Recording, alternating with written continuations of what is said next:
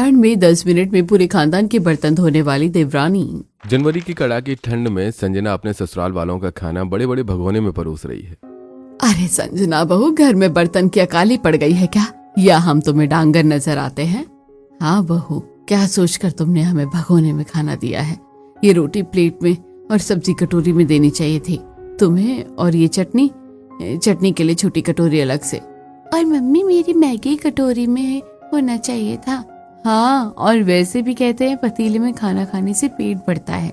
नहीं, मेरे तो फिगर ही खराब हो जाएगा। भाभी जाइए, हम लोगों के लिए साधारण बर्तन में खाना लेकर आइए। अरे माँ जी, बर्तन तो सारे गंदे हैं। आज अचानक बहुत ठंड बढ़ गई है और सुबह से बारिश भी बहुत ज्यादा हो रही है। आज मुझसे बर्तन नहीं धुल पाएंगे। अरे बहू, जाओ बर्तन लेकर आओ धोकर। हमें ऐसे पतीले में खाना नहीं खाएंगे, और थोड़ा जल्दी आना। अब ठंड में कांपती हुई संजना रसोई में जाती है, जहाँ एक सिंक भरकर झूठे बर्तन पड़े हुए होते हैं। हे भगवान, यहाँ तो झूठे बर्तनों का पहाड़ जमा है। एक काम करती हूँ, जितने बर्तनों की जरूरत है सिर्फ उतने बर्तन ही धो लेती हूँ। अब संजना टोंटी ऑन करती है और कुछ थाली, कटोरियां और चम्मच को सिंक में धोने लगती है। बाप रे, पानी कितना ठंडा हो रहा है, बच बच कर काम करना पड़ेगा। अब पूरे 20 से 25 मिनट लगाकर संजना कुछ बर्तनों को धोकर डाइनिंग टेबल पर लाती है। इतने में घर के सभी सदस्य खाना खाकर उठ जाते हैं। इतना टाइम लगता है बर्तन धोने में? अब तो सबने खाना खा भी लिया। सच में भाभी, आप तो कुछ ज्यादा ही स्लो बर्तन धोती हो। सही कहा, बर्तन धोने के मामले में तो ये बहुत ही बड़ी कामचोर है। ऐसा नहीं है माँ जी, पानी बहुत ज्यादा ठंडा हो रहा था, हाथ भी ठंड से कांपने लगे, इसलिए थोड़ा टाइम लग गया था। सब नौटंकी है इसकी। अब डाइनिंग टेबल से झूठे बर्तन लाकर संजना सिंक में पटक देती है। अब तो सुबह ही बर्तन धोऊंगी, क्योंकि अभी तो मुझे बहुत ठंड लग रही है। जाती हूँ हीटर ऑन करके और कंबल तान कर सो जाती हूँ। अगले दिन संजना ठंड से कांपती हुई मर कर झूठे बर्तनों को धो रही होती है। बाप रे, कितने सारे झूठे बर्तन हो गए हैं। इस ठंड में पूरे खानदान का बर्तन अकेले धो धो कर तो मेरा माथा ही घूम चुका है। अब संजना के बच्चे रसोई में आकर, मम्मी मम्मी, हमें मैगी खानी है, मैगी बना कर दो ना। मम्मी, मुझे पास्ता खाना है, चटपटा पास्ता बना कर दो ना। अरे, देख नहीं रहे हो कि तुम्हारी मम्मी इतनी ठंड में इतने सारे बर्तन धो रही है? अरे जाओ यहाँ से, पतीला धुल जाएगा तो मैं बना दूंगी तुम्हारे लिए मैगी और पास्ता। अब बच्चे बाहर आकर टीवी देखने लगते हैं। कुछ देर बाद रसोई में ऋतिक, कोमल, शिखा, विशाल, अमित आते हैं। अरे संजना, अब तक तुमने बर्तन नहीं धोए? सच में, इन्हें पता है हमें ऑफिस कॉलेज जाना होता है, लेकिन फिर भी ये बर्तन रगड़ने बैठ जाती है। सच में भाभी, आप इतना ढेर लगाती ही क्यों हो बर्तनों का? तभी ठंड में कांपती हुई संजना कुड़कुड़ करते हुए कहती है, चुप रहो, मैं पागल हूँ क्या जो अकेले ठंड में इतने सारे झूठे बर्तनों को धोऊं? तुम लोगों से तो खुद तो कुछ काम होता नहीं है। भाभी, जब आप नहीं थी तो हम सभी काम करते थे, लेकिन अब बाबा आ गई हो ना, तो आराम से काम करो, ठीक है? प्रवचन मत दो। अब सभी लोग ऐसे ही भूखे पेट ऑफिस चले जाते हैं। वहीं बच्चे भी टीवी देखते देखते सो जाते हैं। दूसरी तरफ संजना अब भी बर्तनों को धोती हुई, हे भगवान, मुझसे नहीं धुल रहे इतने सारे बर्तन, इतने धुल गए वही बहुत है। अब थोड़े बर्तन धोकर बाकी के बर्तन संजना सिंक में ही छोड़ देती है। इसी तरह एक दिन पड़ोस की बसंती राजमा की दाल बनाकर विनीता को देने आती है। विनीता, ये ले, तुझे राजमा पसंद है ना, इसलिए तेरे लिए बना कर ले आई हूँ, खा ले। अरे शुक्रिया बसंती। अब बसंती के घर से आया राजमा सभी लोग चटकारे लेकर खाते हैं, और फिर 3 से 4 दिन बाद बसंती अपनी कटोरी लेने आती है। बहू, मेरी ना एक कटोरी है, तेरी घर में जरा ला दे। हे भगवान, ये क्या मुसीबत है। अच्छा रुकिए, मैं अभी लेकर आती हूँ। अब संजना रसोई में आकर सिंक में 2 से 3 दिन के झूठे बर्तनों में बसंती की कटोरी ढूंढ रही होती। ये भगवान, कहाँ है इनकी कटोरी? इतने सारे झूठे बर्तनों में तो मुझे इनकी कटोरी दिख ही नहीं रही। संजना इतना कहती है कि तभी वहां पर बसंती आती है, और बसंती सिंक में पड़े इतने सारे झूठे गंदे बर्तनों को एक साथ देखकर घिन करते हुए कहती है, बाप रे, कितना नर्क बना रखा है बहू तुमने अपनी रसोई को। अरे ये देखो, वो रही मेरी कटोरी, उसके अंदर से कितनी गंदी बदबू आ रही है। तुमने अब तक मेरी कटोरी क्यों नहीं धोई? ये सब सुनकर विनीता, सुधा रसोई में आती हैं। ये सब क्या है बहू? अरे, अपने घर के बर्तन तुम समय से नहीं धोती हो, लेकिन कम से कम दूसरे के बर्तन तो धो लिया करो। ये बस हमारी बेइज्जती करवा सकती है। माची, मुझे बहुत ठंड लग रही थी, पर मैं अभी धो देती हूँ। हे भगवान, बहू जल्दी से मेरी कटोरी, यहाँ बहुत बदबू आ रही है।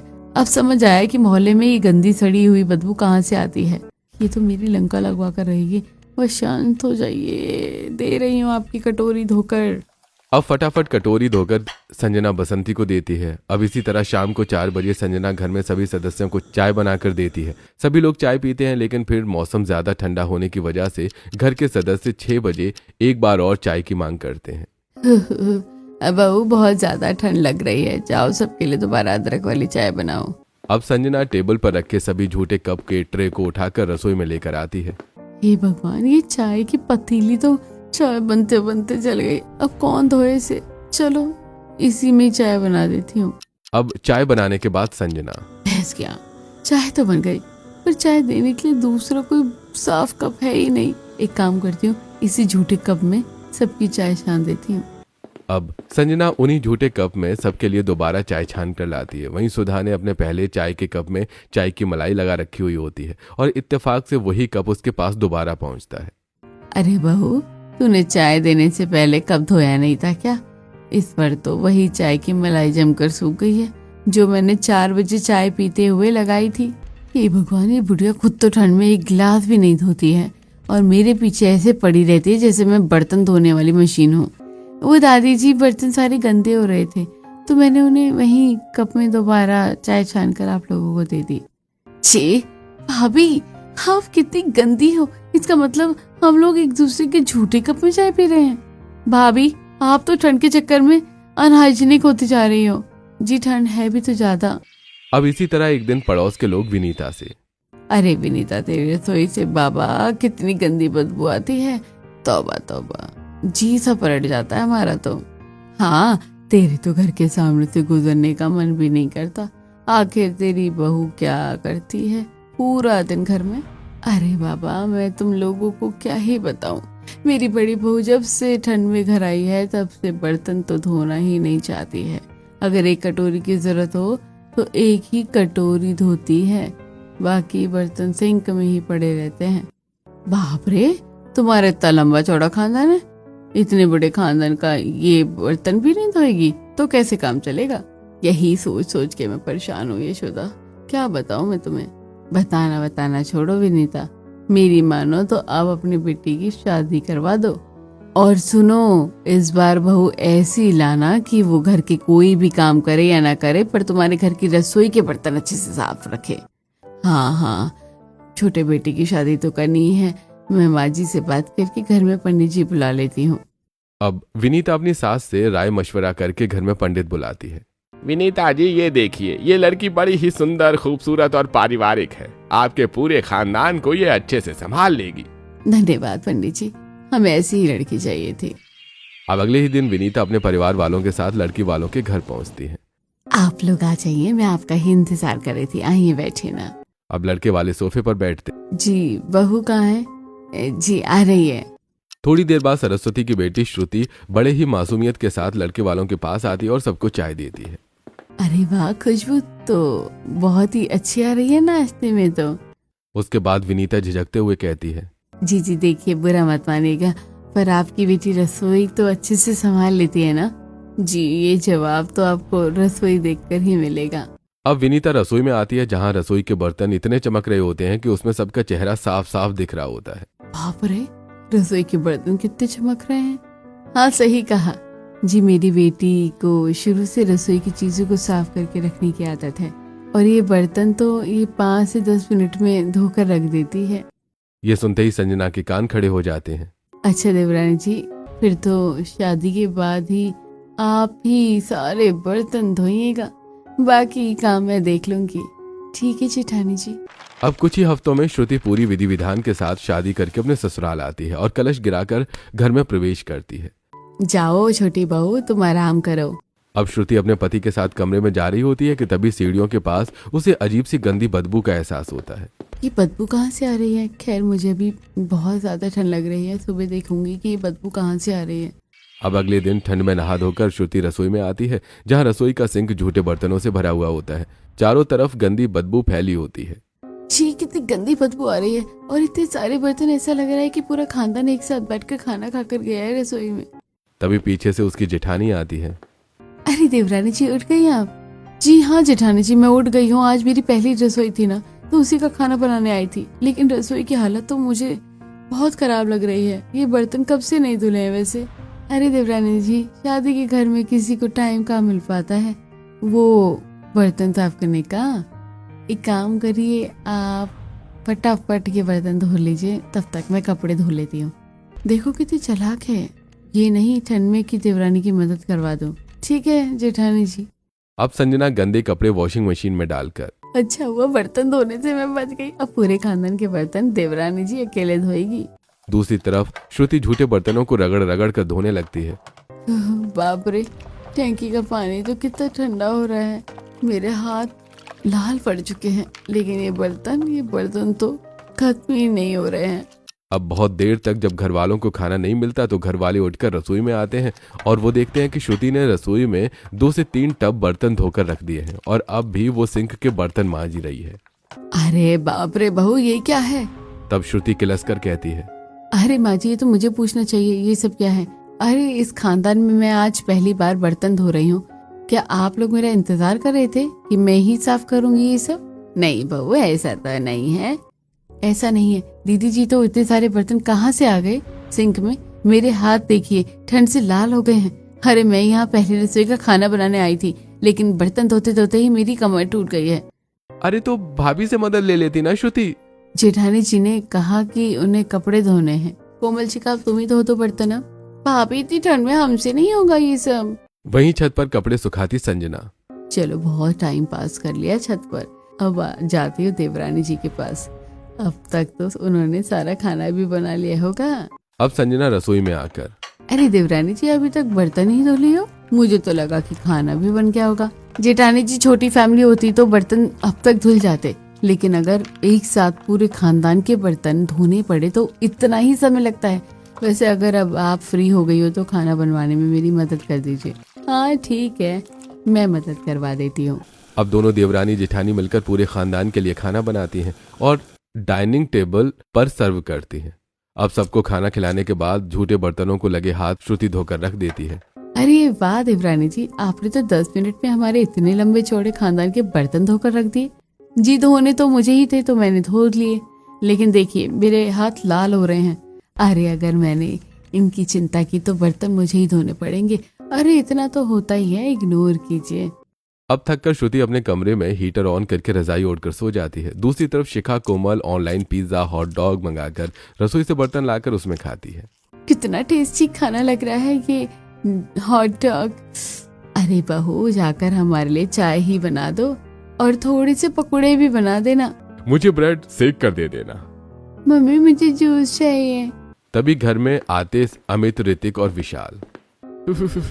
अरे आज तो सही टाइम पर घर आ गए। भाभी हम भी चाय पियेंगे। हाँ, और ब्रेड पकौड़े और बना लेना। हाँ, मजा आएगा। बाप रे, इतने सारे आइटम बनाने पड़े तो बर्तन कितने ज्यादा गंदे हो जाएंगे। एक सेकेंड में क्यों टेंशन ले रही हूँ, मेरी देवरानी है ना इस पूरे खानदान के बर्तन धोने के लिए। जिया विलाई। अब संजना रसोई में आकर चाय पकौड़े, ब्रेड पकौड़े जैसे स्नैक्स बनाती है, जिससे पूरी रसोई गंदी हो जाती है। अब संजना सबके साथ चाय पकौड़े, सैंडविच, ब्रेड जैसे अनेक स्नैक्स खाती है। बहू अच्छी चाय बनाई है, मजा आ गया पीकर। पकौड़े भी अच्छे बहुत हैं। अब शाम को 6 बजे श्रुति। चलो नींद तो बुरी हो गई, वैसे ठंड कितनी ज्यादा हो रही है। अच्छा हुआ मैंने सारे बर्तन पहले ही धो दिए थे, अब बस खाना बनाना है। अब श्रुति रसोई में आती है, जहाँ रसोई में चारों तरफ झूठे बर्तन, गिलास, कप, कढ़ाई, प्लेट, चम्मच, चिकनाई जैसी चीजें फैली हुई होती हैं। ये देखकर श्रुति का माथा गर्म हो जाता है। अरे ये सब किसने किया? जेठानी जी, जेठानी जी कहाँ हैं आप? इधर आ जाइए। संजना रसोई में आती है। क्या हुआ देवरानी जी, क्या हुआ? अरे आपको नहीं दिख रहा रसोई कितनी गंदी हो रही है? ये सब किसने किया? मैं तो पूरी रसोई और बर्तन साफ करके गई थी ना। देवरानी जी, मैंने तो बस शाम की चाय बनाई थी। अब देवरानी जेठानी की बकबक सुनकर पूरा खानदान उठकर रसोई में आता है।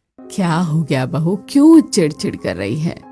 हाँ बहू, क्या हुआ? खुली आंखों से कोई बुरा ख्वाब देख लिया क्या?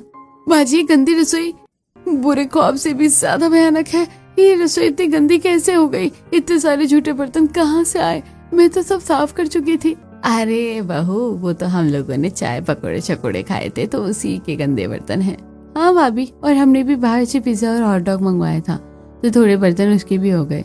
अरे मुझे आप लोगों के खाने पीने से कोई प्रॉब्लम नहीं है, पर अगर आपने बर्तन का इस्तेमाल किया है तो आप कम से कम उसे तो धो दीजिए। मुझे नहीं पता, अब कोई एक सदस्य आकर मेरी मदद करवाओ। देवरानी जी, मुझे तो बच्चों को होमवर्क करवाना है। भाभी, मुझे असाइनमेंट बनाना है कॉलेज का। अरे बहू, तेरी माँ तो कह रही थी कि तू 10 मिनट में सारे बर्तन धो लेती है, तो धो ले अब एक एक करके सारा खानदान रसोई से बाहर चला जाता है। वहीं अब गुस्से से तिलमिलाती हुई श्रुति अपनी माँ को फोन करती है। क्या हुआ, इतने गुस्से में क्यों बात कर रही है बेटी? माँ, आपने तो बड़ी आसानी से कह दिया था कि आपकी बेटी 10 मिनट में सारे बर्तन धो लेती है। आपको पता है यहाँ पूरा खानदान इसी बात का ताना मारकर मुझसे सारे बर्तन अकेले धुलवा रहा है। इसलिए अब आप एक काम कीजिए, मेरे लिए एक डिश वॉशर भिजवा दीजिए, क्योंकि मैं पूरे खानदान के बर्तन अकेले इतने ठंड में नहीं धो सकती। परेशान मत हो मेरी बच्ची, मैं अभी तेरे लिए वहाँ पर डिश वॉशर भिजवाती हूँ। अब 3 से 4 घंटे के अंदर सरस्वती अपनी बेटी के यहाँ डिश वॉशर भिजवाती है। अरे बहू, ये डिश वॉशर कौन लेकर आया? पता नहीं माँ जी। तभी वहाँ पर श्रुति आती है। मम्मी जी, ये डिश वॉशर मैंने मंगवाया है अपने मायके से, क्योंकि मैं एक साथ पूरे खानदान के झूठे बर्तन अकेले नहीं धो पा रही थी। बाप रे, देवरानी के मायके वाले तो बढ़िया पैसे वाले हैं, एक आवाज में डिश वॉशर भिजवा दिया। मेरे मायके वाले तो कभी ऐसा नहीं करते। अब श्रुति फटाफट 10 मिनट में डिश वॉशर से सारे बर्तन धोकर रख देती है। वहीं डिश वॉशर के आने के बाद घर वाले अंधाधुंध बर्तन गंदे करने लगते हैं। जैसे जेठ देवर अपने दोस्तों को बुलाकर अपने कमरे में पार्टी करते हैं। वहीं काजल और कोमल भी बाहर से खाना मंगा कर खाना खाती है। विनीता भी पड़ोसियों के साथ हर दिन घर में किटी पार्टी करने लगती है। अब ये सब देखकर श्रुति, माँ जी, ये सब क्या है? इस घर में कोई अलग पार्टी कर रहा है, कोई बाहर से खाना खा रहा है, और आप हर रोज किटी पार्टी कर रही हैं। ऐसे तो गंदे बर्तनों की तादाद कभी कम ही नहीं होगी। अरे देवरानी जी, डिश वॉशर है ना। अब गुस्से से श्रुति अपने देवर और नंद के कमरे में जाकर सभी झूठे बर्तनों को उठाती है और फिर डाइनिंग टेबल से किटी पार्टी द्वारा किए हुए गंदे बर्तन को उठाकर श्रुति रसोई में लाती है और सारे झूठे बर्तनों को डिश वॉशर में रख देती है। अब एक साथ इतने सारे बर्तन रोजाना धुलने के कारण डिश वॉशर ब्लास्ट हो जाता है और श्रुति का हाथ भी जल जाता है।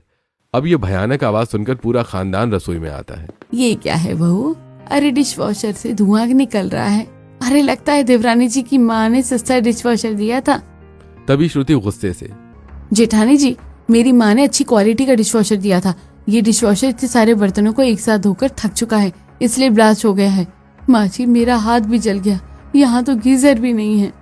अब बहू, अभी इतने पैसे भी नहीं है, हीटर भी जलता है, और हीटर भी लगवा दिया तो बिल बहुत ज्यादा आएगा। हाँ सही कहा, इसलिए बहू तुम दूसरे हाथ से बर्तन धो लो। हाँ, बर्तन तुम धो लो, मैं खाना बना दूंगी। अब श्रुति ठंडे पानी से अपने जले हुए हाथ को बचाने के लिए ऑनलाइन हैंड ग्लव्स मंगाती है और फिर टब में रॉड से पानी गर्म करती है। फिर ग्लव्स पहन के श्रुति नीचे बैठकर बर्तन सारे धोती है। अब इतने सारे बर्तन धोते धोते श्रुति का ग्लव्स फट जाता है। हे भगवान, ये ग्लव्स भी फट गया, इतने लंबे चौड़े खानदान के बर्तन धोते धोते।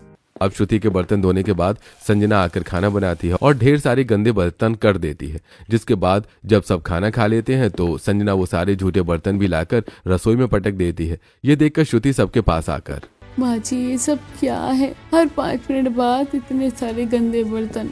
अरे मैं कोई मशीन थोड़ी ना हूँ, मुझे भी तो ठंड लगती है। अरे बहू, बर्तन को लेकर क्या ही कलेश करती हो? इस घर में तुम्हारे सिवा आज तक किसी ने बर्तन धोता ही नहीं है। हाँ हाँ, ये तो मुझे पहले ही दिन ही पता चल गया था, लेकिन बस अब इस घर में जो जिस थाली में खाएगा वो उस थाली को ही धोएगा, और अगर नहीं धोएगा तो मैं उसको उसी की थाली में खाना दूंगी। अब रसोई में आकर श्रुति बर्तन धोकर सभी के प्लेट पर मार्कर से उनका नाम लिख देती है। अगले दिन श्रुति सबको खाना देकर, आप सबकी थाली पर आपका नाम लिखा हुआ है, आप सब खाना खाकर अपनी थाली खुद धोएंगे। अब खाना खाने के बाद नारायण जैसे तैसे अपनी झूठी प्लेट धो देता है, लेकिन बाकी लोग अपनी झूठी प्लेट ऐसे ही छोड़ देते हैं। ये देखकर श्रुति, अच्छा, तो कुछ लोगों ने अपनी प्लेट नहीं धोई, ठीक है, मैं भी नहीं धोऊंगी। अब रात को श्रुति उन्हीं झूठी प्लेट को हल्के पानी से खंगाल कर सबको खाना देती है। तब भी प्लेट में झूठन देखकर विनीता, अरे बहू, बर्तन ठीक से नहीं धोए क्या तूने? इसमें झूठन लगा है। मेरी प्लेट भी गंदी है और मेरी भी। मैंने कहा था ना कि अपनी प्लेट खुद धो लेना। अब मुझसे जैसे धुली मैंने धोकर रख दिया। अब सभी लोग बिना ऑब्जेक्शन के उसी प्लेट में खाना खाने लगते हैं। हे भगवान, कितने घटिया और अनहाइजीनिक हैं आप सब। अरे बर्तन धोने से बचने के लिए झूठी प्लेट में ही खाना खा लिया आप सब ने। अब श्रुति बहुत ट्राई करती है अपने ससुराल वालों को सुधारने की, लेकिन जब कोई नहीं सुधरता तो श्रुति भी उन्हीं की तरह बन जाती है। अब वो भी ना तो बर्तन धोती है ना रसोई साफ करती है, जिससे रसोई पहले की तरह गंदी और बदबूदार हो जाती है। छोटी बहू बर्तन क्यों नहीं साफ किया, रसोई भी गंदी पड़ी है। हाँ देवरानी जी, आपको क्या हो गया है? कुछ हफ्तों से देख रही हूँ कि आप रसोई के बर्तन नहीं धोती, ना कोई दूसरा काम करती हैं। अरे तो क्या हो गया, आप लोगों की भी तो आदत हो गई है ना ऐसे में रहने की। और खैर मैं भी इंसान हूँ, मुझे भी ठंड लगती है, इसलिए अब जिसको जरूरत है बर्तनों की वो खुद धो लो, मैं जा रही हूँ आराम करने। पीछे से सुधा। देखो दिखा दिया ना, इसने भी अपने तेवर। सारी बहू एक जैसी होती है। माँ, अगर जरूरत से ज्यादा लगाम खींची जाए तो रस्सी टूट ही जाती है। इसी तरह कुछ हफ्ते गुजरते हैं और अब रोज बर्तन न धुलने के कारण रसोई में बर्तनों का पहाड़ बन जाता है। चारों तरफ गंदे कीड़े रसोई में चलने लगते हैं। सिंक से बर्तनों की चिकनाई फर्श पर गिरने लगती है और इसी बीच घर में बुआ सास, चाची सास और मौसी सास आती हैं। अरे मंजू, सुजाता, कौशल्य, तुम यहाँ? अरे आओ बैठो। छोटी बहू कहाँ हो? आ जाओ, सबके लिए चाय नाश्ता बना कर ले आओ। श्रुति अपने पलंग पर बैठकर हीटर सेकती हुई। मुझे पागल कुत्ते ने काटा है जो मैं सबके लिए चाय नाश्ता बना कर जाऊं। अरे एक बार रसोई में घुसी तो सारे बर्तन मुझे ही धोने पड़ेंगे। ना बाबा, मैं नहीं जाने वाली। अरे बड़ी बहू, तेरी देवरानी तो कुछ सुन ही नहीं रही है, जाकर तू ही सबके लिए चाय नाश्ता बना दे। ठीक है माँ जी, मैं बना कर लाती हूँ। अब संजना ठंड से कांपती हुई रसोई में आती है, जहाँ सारी रसोई बिखरी होती है। सिंक में पड़े बर्तनों का तेल जमीन पर टपक रहा होता है। हे भगवान, मेरी तो मत मारी गई थी जो मैं रसोई में आई। अब ये सब ठंड में मुझे ही सब साफ करना होगा। अब संजना जैसी रसोई में घुसती है, फर्श पर फैली चिकनाई से उसका पैर फिसलता है और वो धड़ाम से गिर पड़ती है। माँ जी, दादी जी, मेरी कमर कोई उठाओ। मुझे उठाने, मैं उठ नहीं पा रही हूँ। अब संजना की आवाज सुनकर सभी मेहमान और सुधा, विनीता रसोई में आती हैं। अरे अरे, बहू को उठाओ। अब सब संजना को उठाते हैं, जिसके बाद मेहमानों की नजर रसोई पर पड़ती है, जहां रसोई के बर्तनों पर कीड़े और आसपास चिकनाई और गंदी बदबू फैली हुई होती है। ये देखकर मेहमान, राम राम राम, विनीता तेरी रसोई में तो कितने कीड़े चल रहे हैं। ची ची ची ची, भगवान का शुक्र है कि हमने विनीता की रसोई देख ली। अब बहू, हमें तो इस रसोई से एक गिलास पानी भी मत देना। हे भगवान, विनीता तेरी बड़ी बहू कामचोर थी, पता था, लेकिन क्या छोटी बहू भी ऐसी कामचोर है? मैं क्या बताऊं तुझे, ये दोनों ऐसी ही हैं। शुरू में छोटी बहू ठीक थी, अब उसके भी रुतबे बदल गए हैं। छोटी बहू, रसोई में जाओ। अब श्रुति घबरा के रसोई में आती है। क्या हो गया? अब आप लोग ऐसे क्यों चिल्ला रहे हैं? अरे देवरानी जी, तुमने ये रसोई और ये झूठे बर्तन क्यों साफ नहीं किए? देखो, झूठे बर्तनों की चिकनाई फर्श पर इतनी बुरी तरीके से फैल गई कि मेरा पैर जमीन पर टिका नहीं है और मैं गिर गई। सच में बहू, तेरी जेठानी गिर गई। इससे तो अच्छा कि तू रसोई साफ कर लेती। इतनी कामचोरी ठीक नहीं होती। ये सुनकर श्रुति गुस्से से आग बबूला होते हुए, अच्छा, तो आपको लगता है कि मैं यहाँ हाथ पर हाथ रखकर बैठी रहती हूँ और ये लोग घर का सारा काम करते हैं? अरे ये देखिए, मेरे हाथ ये बर्तन धोते धोते ठंडे नीले पड़ गए थे और ये पैर देखिए सूज सूज के लाल हो चुका है। बाप रे बहू, तेरे हाथ तो बिल्कुल नीले पड़ गए हैं ठंड से। अरे तुम सब लोग तो बड़े कसाई हो। अब समझ में आया है कि इस बहू ने अपने तेवर क्यों दिखाए। अरे जब तुम बहू को बहू नहीं समझोगे तो बहू तो ऐसा करेगी ना। ये गलत बात है बड़ी बहू, तुम हमारे आगे झूठा नाटक कर रही हो। अरे तुम्हें तो अपनी छोटी देवरानी को समझना चाहिए था, लेकिन तुमने तो सारा भार उस पर ही डाल दिया। अब ये सुनकर संजना को शर्मिंदगी महसूस होती है। देवरानी जी, मुझे माफ कर दीजिए, मैंने कभी आपके जख्मी हाथों को और पैरों को नहीं देखा और ना ही कभी आपको समझने की कोशिश की। मैं बस काम से भागती रही। अगर मैं मिलकर करती घर के काम तो आपके साथ ये सब कभी नहीं होता। बहू, अगर अब तुम्हें अपनी गलती का एहसास हो गया है तो तुम अपनी देवरानी के साथ मिलकर ये पूरा नरक साफ कर लो, क्योंकि घर में बरकत और लक्ष्मी रसोई से ही आती है। अब दोनों देवरानी जेठानी मिलकर रसोई साफ करती हैं और बड़े ही प्यार से मेहमानों को खाना बनाकर खिलाती हैं। बहू, खाना तो बहुत अच्छा बना है। और सुनो, आज से तुम दोनों ऐसे ही मिल बांट कर काम करना। हाँ, मिल बांट कर ही काम करेंगे तो दोनों पर ही भार कम पड़ेगा, काम जल्दी ही खत्म हो जाएगा। हाँ, और घर की सुख समृद्धि भी बनी रहेगी। अब मेहमानों के मुंह से ये सब सुनकर विनीता और सुधा, वैसे गलती हमारी भी है। हम चाहते तो हम तुम्हें ये सब समझा सकते थे, लेकिन हमने भी सिर्फ काम से ही जी चुराया। सही कहा, अगर हम उन्हें समझते तो शायद हमारा घर भी बहुत पहले संभल जाता। चलो, घर में आई बुआ सास, चाची सास और मौसी सास से ही सही, पर इस घर में सबको अपनी गलती का एहसास तो हुआ। अब इस दिन के बाद से देवरानी जेठानी मिलकर रसोई का काम संभालने लगती हैं। साथ ही घर के अन्य लोग भी उनकी रसोई के काम में मदद करवाते हैं और सभी खुशी खुशी रहने लगते हैं।